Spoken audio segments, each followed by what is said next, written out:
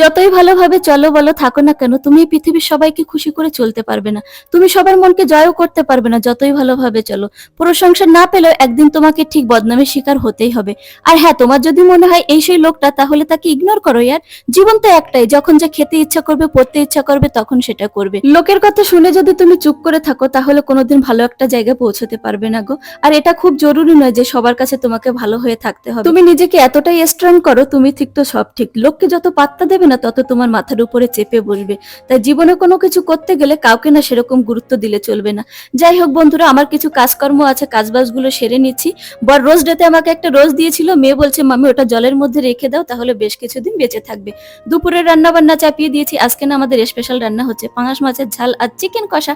মেয়ে টিউশন থেকে পড়ে এসে ঘুমিয়ে পড়েছে, এতবার ডাকছি বাবা আই খেয়ে নে, কিছু প্রকার উঠছে না, তাই ছেলেকে খেতে দিয়ে দিচ্ছি। তো বন্ধুরা, ভিডিওটি ভালো লাগলে চ্যানেলটি সাবস্ক্রাইব করো। সবাই ভালো থেকো, বাই বাই।